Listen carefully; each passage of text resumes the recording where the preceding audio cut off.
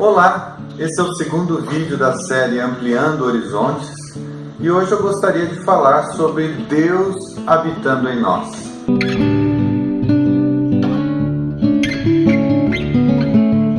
Ora, o nascimento de Jesus Cristo foi assim. Estando Maria, sua mãe, desposada com José, ou seja, noiva de José, e naquela época o noivado ele tinha quase que o valor do próprio casamento. Desfazer o noivado era algo realmente ruim para a reputação de ambas as partes, sem que tivessem antes coabitado, ou seja, eles não tinham relações sexuais ainda. Achou-se grávida pelo Espírito Santo. Em Lucas, a gente recebe a informação de que Maria foi visitada por um anjo, de que Maria soube do que estava acontecendo, não é? Mas aqui a gente tem apenas essa informação. Achou-se grávida pelo Espírito Santo. Mas José, seu esposo, sendo justo e não querendo infamá-la, resolveu deixá-la secretamente. José achou isso muito estranho. José não foi informado do que estava acontecendo. Pelo contrário, José estava às escuras. E então, no coração dele, ele poderia desconfiar de que Maria estivesse tendo um caso com uma outra pessoa. No entanto, por ser bondoso, por ser misericordioso, para não causar o mal a Maria, então ele resolve deixá-la em segredo. E essa já é uma atitude bastante incomum nos dias atuais. Geralmente o ofendido, o traído, ou aquele que foi vítima de uma situação, reage a essa situação com muita raiva, com vingança. Quantos de nós não faria exatamente o contrário do que José planejou fazer?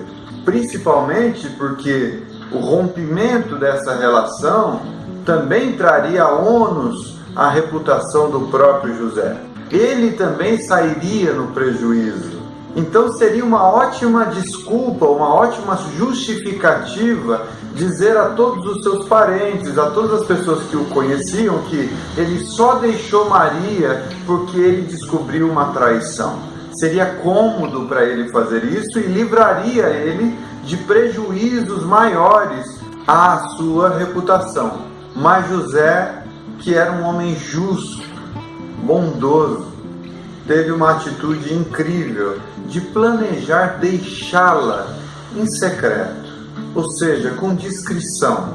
Ele queria o bem de Maria, mesmo que Maria não merecesse esse amor, mesmo que ela tivesse feito o pior, que seria a traição da confiança de José. Mesmo assim, ele resolveu beneficiá-la com a misericórdia e a bondade de quem resolve deixá-la em secreto para que ninguém causasse males maiores a ela.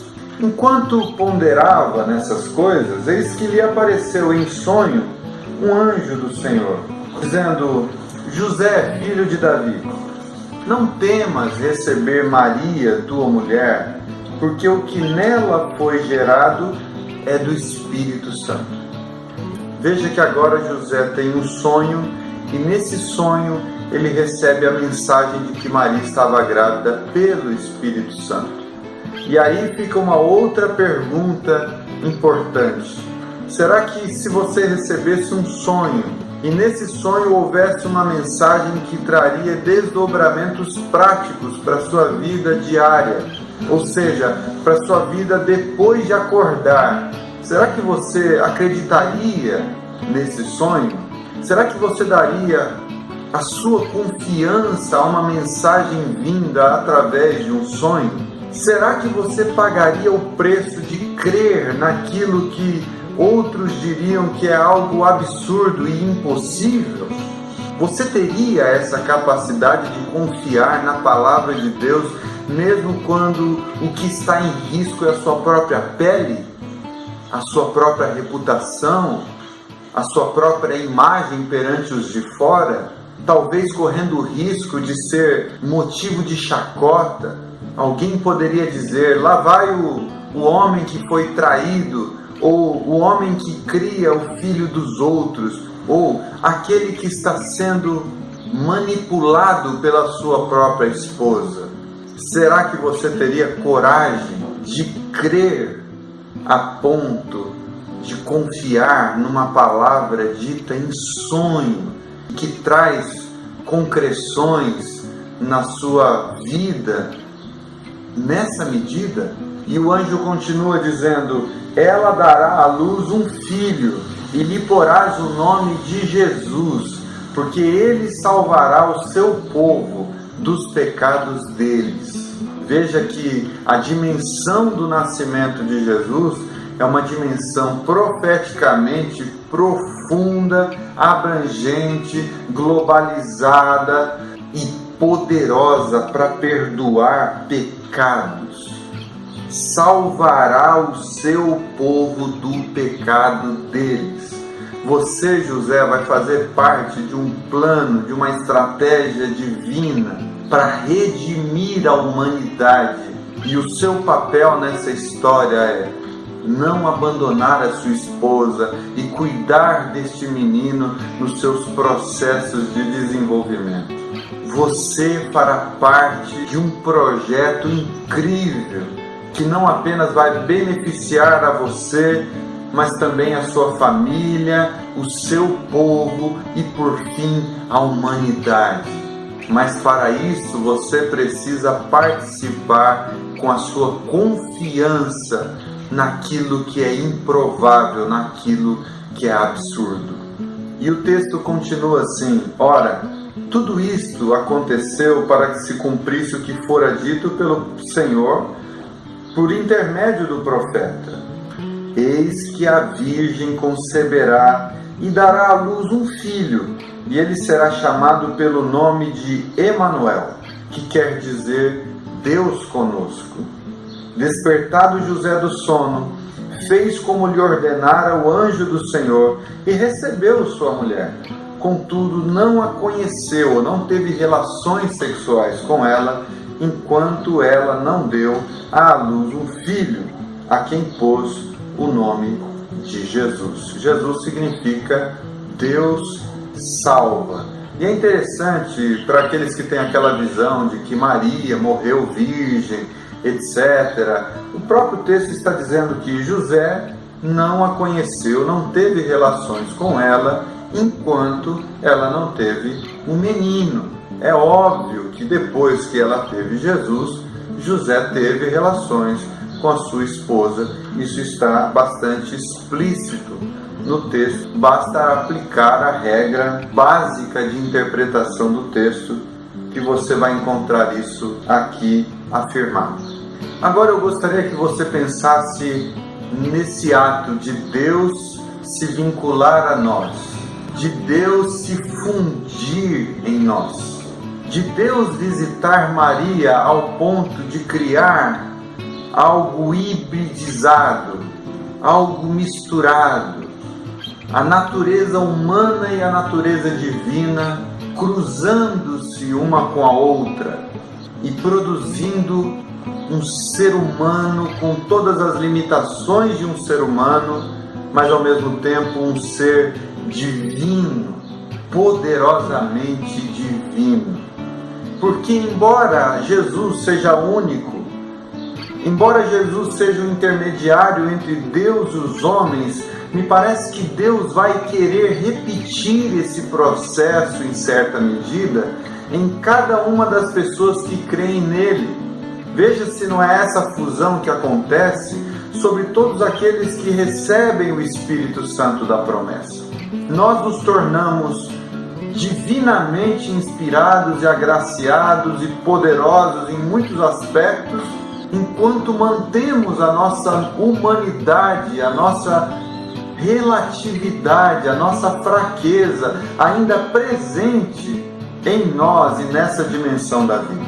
Quando lemos Atos capítulo 2 e vemos no dia de Pentecostes, a descida do Espírito sobre aquelas pessoas que oravam e que esperavam essa promessa, veja se não é isso que está acontecendo com eles. Deus vindo, visitando as pessoas, a fim de que algo dele fosse imprimido neles, a ponto de que diariamente essas duas identidades vão se completando cada vez mais, ao ponto de que a gente se torna ele, ao mesmo tempo que o que é dele potencializa o que somos. Os atributos dele se encaixam perfeitamente na nossa humanidade, e a nossa humanidade é usada poderosamente dentro daquilo que ele nos dá como autoridade para realizar. Nós nos tornamos mais do que homens animais, homens instintivos, homens que servem apenas a uma lei natural. Nós nos tornamos, a partir daí, seres que provam da eternidade, da celestialidade, da sobrenaturalidade, a ponto de que a gente vai topando com situações na vida onde a gente chega à seguinte conclusão: não fui eu que fiz isso por você. Alguém que me habita se manifestou a você com graça e misericórdia. Ao ponto de podermos dizer: eu humanamente não tenho os recursos para te ajudar. Eu não tenho prata nem ouro, mas aquilo que eu tenho lhe ofereço. É Jesus em nós. Portanto, levante sobrenaturalmente e ande. Nós só podemos dizer isso, orar por isso, ajudar com isso, uma vez que fomos revestidos dessa sobrenaturalidade. Porque a lei que está vigente em nós não é apenas a lei que nos conduz ao egoísmo, não é apenas a lei que nos conduz à nossa própria necessidade. Há uma outra lei imperando em nós, que é a lei da vida. É essa lei que nos torna sensíveis, é essa lei que nos faz nos sacrificar uns pelos outros, é essa lei que nos ajuda a ter paciência com o outro nas suas relatividades. Sem isso, a gente só busca o nosso conforto, sem isso, a gente só quer o nosso prazer, sem isso, a gente só pensa na gente mesmo. Mas é essa lei divina imperando em nós que transforma absolutamente e radicalmente a nossa história. Deus morando em nós, é Deus conosco, é Emanuel. Não é Deus que criou todas as coisas e deixou a sua criação ao léu. É Deus que criou, mas que interage com a gente, que nos visita e que nos ajuda e que mora em nós, que habita a nossa relatividade e a partir daí desenvolve a sua obra de amor e misericórdia nas nossas fraquezas. Conforme eu disse no primeiro vídeo dessa série Ampliando Horizontes, o poder de Deus se aperfeiçoa na nossa fraqueza. E por isso Paulo diz: não mais eu, mas Cristo vive em mim. A vida que eu vivo no corpo, vivo-a pela fé no Filho de Deus que me amou e se entregou por mim. Por isso Jesus disse que nós somos a luz do mundo. E é interessante fazer essa comparação com Provérbios, que diz que a vereda do justo é como a luz da aurora que vai brilhando cada vez mais até ser dia perfeito. Então, uma vez que essa luz ilumina a nossa consciência, uma vez que Deus nos habita, é como se o dia estivesse chegando em nós. E pouco a pouco nós vamos refletindo essa luz até a perfeição. Ampliar os horizontes nesse dia significa você ganhar a dimensão da habitação de Deus em você.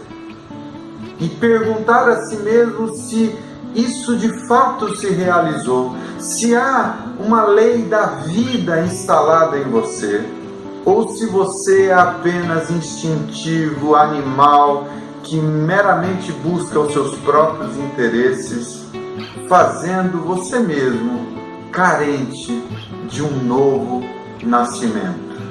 Se é assim em sua vida, necessário é que você nasça de novo. Nasça da água e do Espírito. Se torne nova criatura, a fim de que as coisas velhas fiquem para trás e tudo novo se faça em você, tornando você salvo pela graça por meio da fé, e isso não como resultado de uma obra pessoal ou de um esforço pessoal, mas resultante do dom de Deus, oferecido de forma gratuita.